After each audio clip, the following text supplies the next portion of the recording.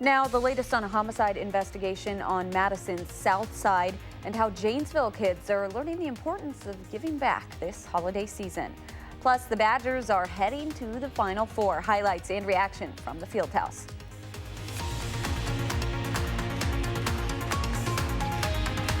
From the Channel3000.com Alert Center, this is News 3 Now at 10. Thanks for joining News 3 Now at 10. I'm Amanda Quintana. Police are investigating a homicide in Madison tonight. Police say a person has died as a result of injuries from a shooting this afternoon. Officers were called to the 1000th block of Spruce Street just after 1:15 for a report of shots fired. Police say when they arrived at the scene, one victim was found and transported to the hospital with life-threatening injuries. They say the shooter is still at large, but there's no immediate threat to the public because they knew each other. A man is in custody after a nearly 5-hour standoff on Madison's east side. Police say they got a call last night that someone was shooting a gun on 7 Pines Avenue. They say the man went into a house on the 6300 block when they arrived. Nearly 5 hours later, the MPD SWAT team got the man, identified as Frederick Jackson, to come out of the house, and he was arrested on several charges. Officers say they don't believe Jackson was initially firing his gun at a specific person or a house. Let's turn it over to Gary Canalti with your first alert forecast. We might see some flurries tonight, Gary. Actually, I think most of the flurries are over with. Let's take a look at high-resolution Doppler radar, and you can see maybe a couple of flurries down around the Lake Geneva area, but those are moving out, and skies are actually clearing out to the west. High temperatures today were early this morning. Here in Madison, we topped out at 30 degrees, but the temperatures have been falling ever since, and we're now at 20 degrees as wind chills drop to the single digits above and below zero. And by tomorrow morning, look for temperatures to drop to around 10 degrees with wind chills from 5 above to 5 below zero. Tomorrow will be a sunny but colder day with a high temperature of 23. Later on, I'll take a look at a forecast that includes quiet weather for not only next week, but for the time period right up through the Christmas holiday. All right, Gary, thank you. Volunteers in Rock County are working to spread holiday cheer in the form of meals. Rock County reporter Adam Duxter explains how it's meant to help a growing population of vulnerable families. For one morning each year, the Dollar General warehouse in Janesville takes on a different role. Oh, they get some toiletries, they get a bag of protein, meat products, vegetables, fruit, milk, anything you can think of. Hundreds of volunteers working to make hundreds of meals, with most of those helping, like Ian Bridenstine, being high school students. I'm just so glad to see how many people are really coming here and helping out. The food they're packaging going to help those who might share the same classroom as they do, to target something the district says is a growing need. Each year I have over 500 students that are homeless. A lot of people think we don't see homeless because we don't see them on the street, but 80% of my families are doubled up living with other families. Around half of the students in the school district of Janesville qualify for free or reduced lunch, a hot meal they usually count on each day, gone for weeks over the winter break. Without this event, some of these families will go hungry. Over the holidays, they won't have food to eat. And as food packs up, it goes out to 350 families in need. A reminder for the students volunteering this holiday season that it is a season of giving. I think when you get the feeling of how great it is just to give back, some people don't notice how great it is until it actually happens, so just try whatever you can. Adam Duxter, News 3 Now. Food packaged at today's Bags of Hope event will go to feed 350 families and 50 senior citizens during this holiday season. For ways you can help students in need during the holidays, just visit our website, channel3000.com. The Badgers are heading back to the Final Four. Wisconsin's women's volleyball team punched its ticket to Pittsburgh today by sweeping number 5 Nebraska in 5 sets. This is the Badgers' first Final Four appearance since 2013 and their third in the program's history. We'll have more on their quest for their first national championship coming up in sports. A Wisconsin judge won't lower the bond of a Kenosha man suspected of running an illegal vaping operation. Tyler Huffhines is still being held on $500,000 bond since his September 5th arrest on charges of maintaining a drug trafficking house. Authorities also arrested Huffhines' brother and their mother, Courtney. Courtney Huffhines reportedly posted $100,000 bail and is currently not in custody. A Madison program training workers who want to learn more about the solar industry is expanding. Green Power teaches applicants to install solar products to help decrease the city's carbon footprint, even if they have little or no electrical experience. Previously, Green Power was just a summer program, but new funding for the city's engineering division will let workers train for more than 6 months at a time. As the city looks forward and continuously moves forward with more solar, more LED lights, to green roofs, to all of these different green infrastructure that we're focusing on in engineering, to sustainability as a whole here at the city, it really makes a huge impact when it comes to our environment.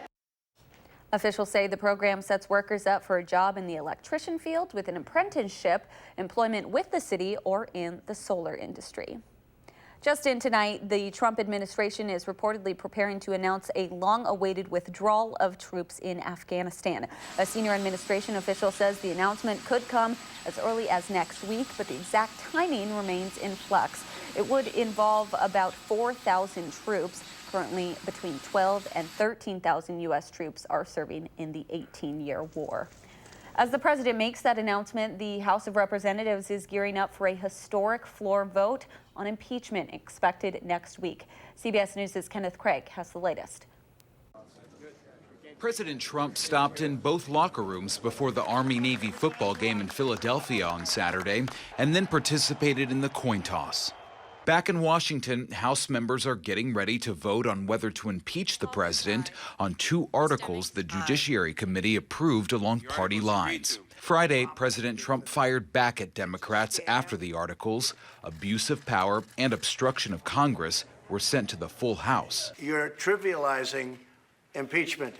And I tell you what, someday there'll be a Democrat president and there'll be a Republican House, and I suspect they're going to remember it. Republican Senator Lindsey Graham spoke about impeachment at a weekend forum in Qatar. This thing will come to the Senate, and it will die quickly, and I will do everything I can to make it die quickly. House Democrat Madeleine Dean of Pennsylvania reflected on the historic moment.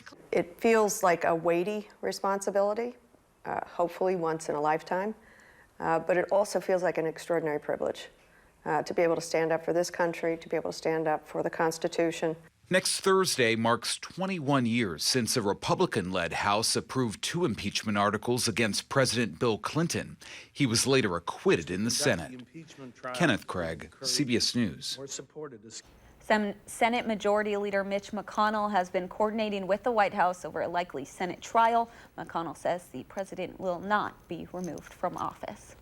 Meanwhile, a freshman Democrat is expected to switch to the Republican Party in the coming days. New Jersey Representative Jeff Van Drew was one of just 2 Democrats who voted against formalizing the impeachment inquiry in October. Earlier this month, Van Drew announced he would vote against all articles of impeachment on the House floor.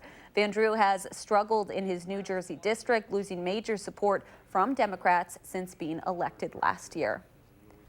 More local news now. Over 500 wreaths were laid in honor of fallen veterans at Forest Hill Cemetery today for Wreaths Across America Day. The national tradition began in Madison 10 years ago with only 7 wreaths and 2 people. Today, 7 wreaths are still placed on a memorial in the cemetery to honor the different branches of military service. Attendees share that the importance of today is to honor those who served and to share that legacy with the younger generations. Today to see a Girl Scout troop out here that are being taught that we have to remember our past and we have to remember our history, and it's important. It's an important day, no matter the weather, to remember all those who served.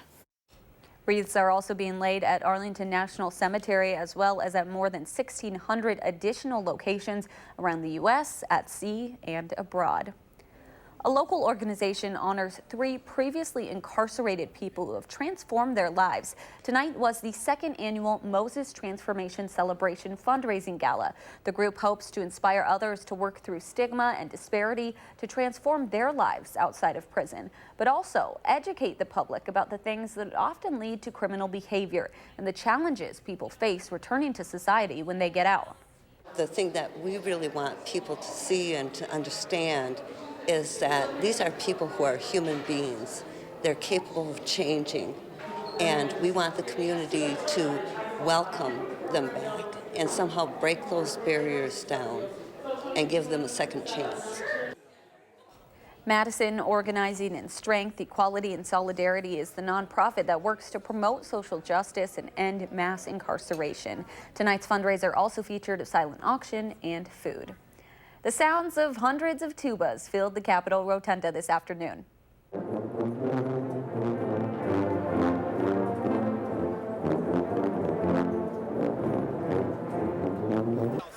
Madison Tuba Christmas coordinator Steve Tweed says the tradition started over 40 years ago. That's when Indiana University's tuba professor said he wanted the tubas to be the center of attention for once. Tweed says that's his goal in bringing the celebration to Madison each year. Just to give them the spotlight once. You know, they need the spotlight, and what better time during the holiday seasons. The 215 musicians were playing tubas from all over the world. Tweed says the tubists range in age from 9 to 87, and he hopes Tuba Christmas inspires them to play the tuba throughout their life. Still to come on News 3 Now at 10, high school students from all across Wisconsin gather for the Fall Esports State Championships.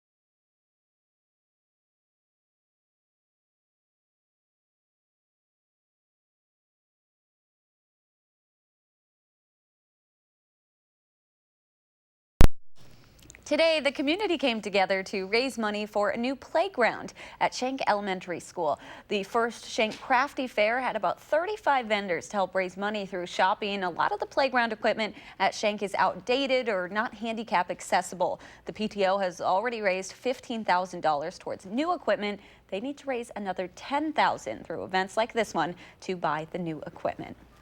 High schools from across Wisconsin are competing in the Fall State Championships for a relatively new sport. Emily Burdett has more on how students are putting teamwork before competition. Like, he can do sick things, but like, man, is it annoying to fight over. Oh, yeah. These varsity-level students aren't playing in the most popular league. We want to redefine what athletic culture looks like. But it is one that's gaining in momentum. Students are using computers, keyboards, and a lot of concentration. Oh, he got with the side B. To compete in esports. I gained a lot of leadership. Before I joined esports, I wouldn't say that I had a lot of leadership skills. The sport is pretty new to Wisconsin. This is the second championships to ever be held in the state, and there's no national competition for these students. Players say they've received a lot of pushback so far, but that they only plan on expanding. The next step is just to go bigger, to go big. Like, I don't foresee why we can't fill the Fiserv Forum soon.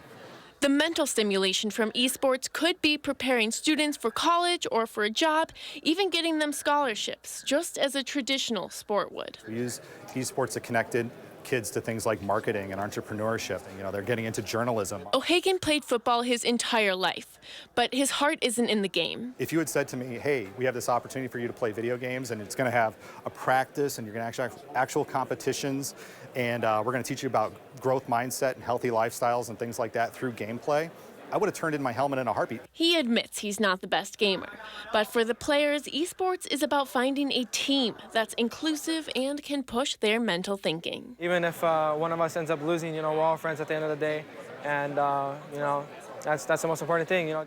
Emily Burdett, News 3 Now. 24 schools and 150 students competed in today's championships. Let's get a look at your first alert weather now with Gary Canolti. Gary, it's pretty cold out there, but we didn't see very many flurries tonight. No, you count them almost one by one as they fell, and I think most of them are out of the area. As you take a look at Doppler track, you can see some light snow moving from the UP of Michigan through northern Lake Michigan, clipped far northeastern Wisconsin, but there were just a couple of flurries over southern Wisconsin, and those are pretty much gone. As far as three things you need to know in the forecast, tomorrow should be a sunny day, although it will be colder. Temperatures probably topping out somewhere in the lower 20s. Then there's a chance for a few flurries tomorrow night into Monday, but not amounting to anything. And then after that, it's dry weather, and we don't see any snow in the forecast through the Christmas holiday. High temperatures a little colder than normal for the first part of next week. Then after that, they're above normal with highs in the mid to upper 30s, and even a low 40 on Monday before the Christmas holiday, even as the average high temperature drops to 28 degrees by that time. Plenty of snow on the ground through Minnesota, about the northern 2/3 of Wisconsin, but nothing here. And take a look at the forecast over the next 10 days from the Future Track computer models. To the south, a winter storm system could bring as much as a half a foot of snow from Kansas City through St. Louis and over toward Indianapolis, maybe about an inch as far north as the Quad Cities in northwestern Illinois. Southern Wisconsin, maybe a few flurries tomorrow night into Monday. To the north, maybe a couple of light snow showers, bringing a couple tenths of an inch of snow, but that's over the next 10-day period. The time lapse from the WISC Skycam shows the cloud cover that we had today. From time to time, there were a couple of flurries or a little freezing drizzle as temperatures were below freezing all day, but the clouds hadn't cleared yet tonight. The live view from the Edgewater Skycam in downtown Madison, not seeing any fog out there right now, although skies will start to clear out later on tonight. High temperature today, 30 degrees, which is right where we should be, but the low of 20 is the current temperature. Those temperatures have been falling pretty much all day.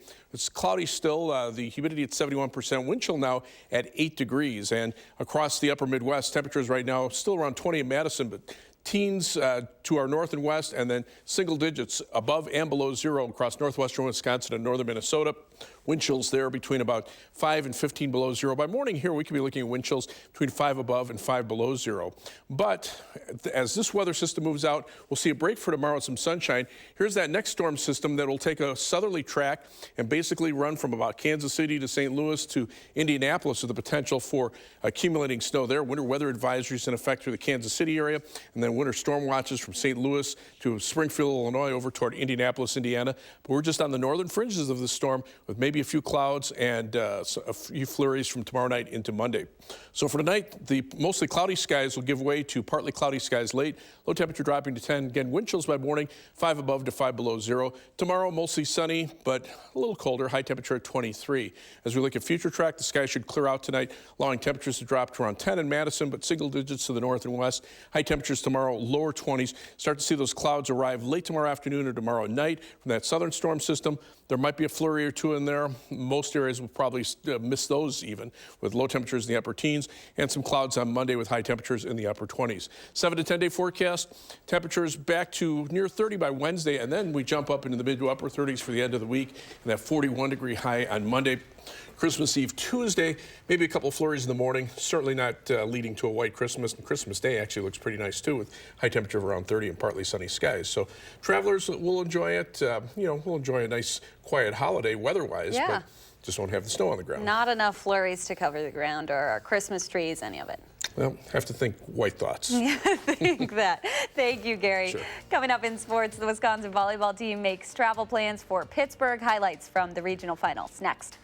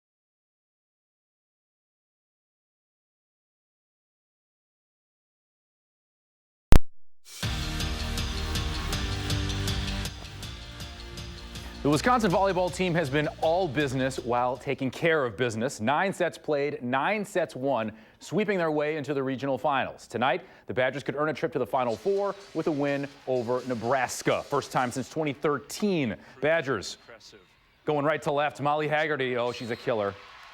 Down the line, Wisconsin out to another 2-0 lead. How about some defense? Badgers on the left side. Dana Redke, the All-American, playing some serious defense. 21-19 match point for Wisconsin. How about some more defense? Get out. That will do it. Badgers win 3-0. They'll play #1 Baylor at the Final Four Thursday in Pittsburgh.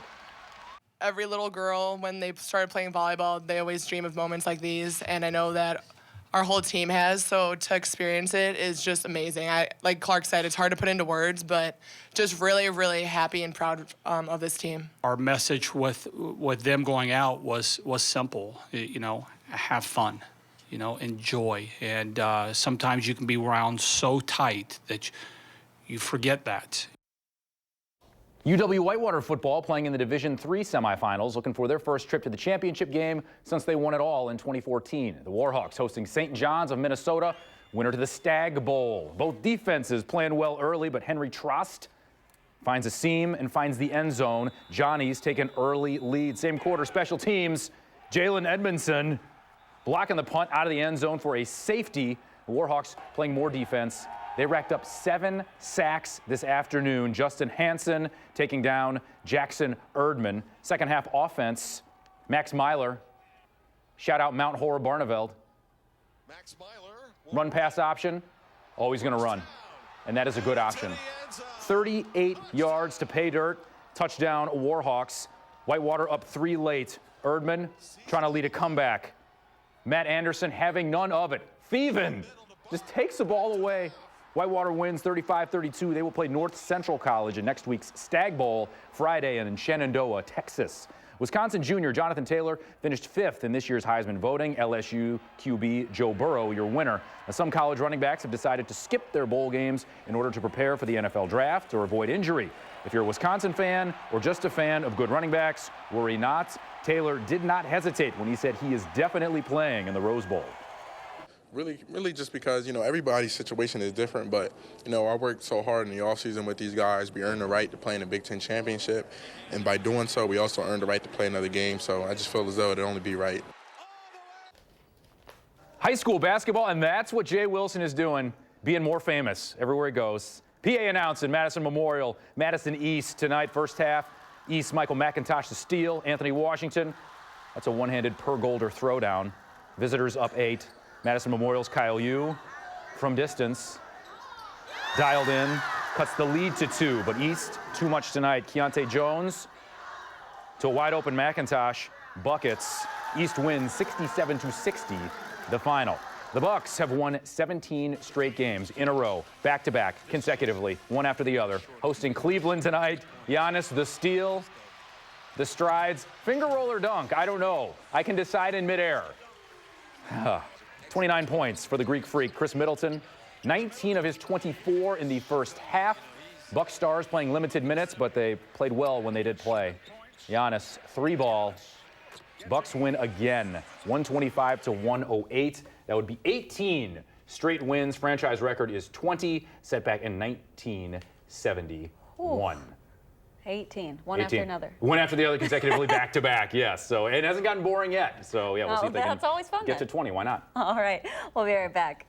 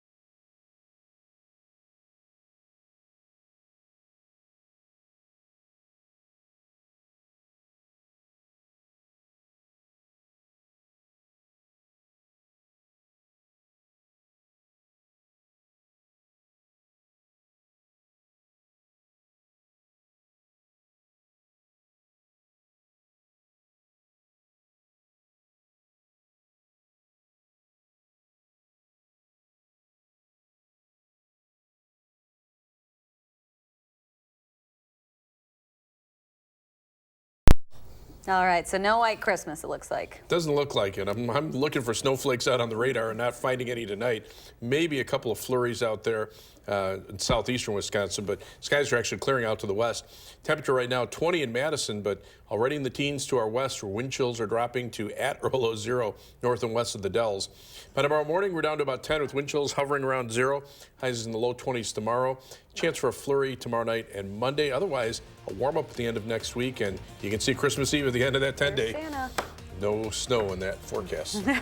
All right, thank you so much, Gary, and thanks for joining us. Have a great night.